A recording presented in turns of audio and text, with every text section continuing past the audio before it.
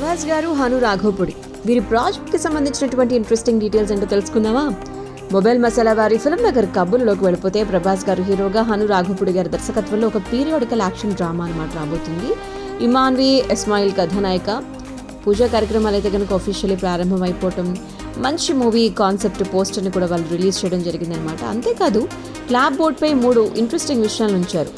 Kolkata Howrah bridge and Subhash Chandrabose Azad Hind Fauj పతాకం, హైదరాబాద్ చార్మినార్ను అందులో చూపించడం జరిగిందనమాట. ఇందులో ప్రభాస్ గారు సైనికుడిగా కనిపించబోతున్నారంట. సినిమా టీం వారు ఇదే విషయాన్ని తెలియజేశారు. 1940 దశకంలో జరిగేటువంటి కథ అని చెప్పి కాన్సెప్ట్ పోస్టర్లో వివరించడం జరిగింది. మాతృభూమి ప్రజలకు న్యాయాన్ని అందించడం కోసం ఒక యోధుడు చేసే పోరాటం, ముఖ్యంగా వాస్తవ సంఘటనలకు కొంత ఫిక్షన్ని యాడ్ చేసి హను రాఘవపూడి గారు మరి సిద్ధం చేశారంటే ఈ కథను. కాన్సెప్ట్ పోస్టర్లో పవిత్రానాయ సాధునా అంటూ భగవద్గీతలోని శ్లోకాన్ని కూడా ప్రచురించారు. ఆపరేషన్ జెట్ అంటూ మరొక చోట ఉంది. మరి ప్రభాస్ గారు చేపట్టబోయేటువంటి ఆ ఆపరేషన్ ఏమిటి, అందులో అతడికి ఎదురైన సవాళ్ళు ఏమిటి, అలాంటి విషయాలన్నీ కూడా మనం తెలుసుకోబోతున్నాం అనమాట. అయితే ఇందులో మిథున్ చక్రవర్తి గారు, జయప్రద గారు కూడా మనకు కనిపించబోతున్నారు. విశాల్ చంద్రశేఖర్ గారు ఈ సినిమాకి మ్యూజిక్ని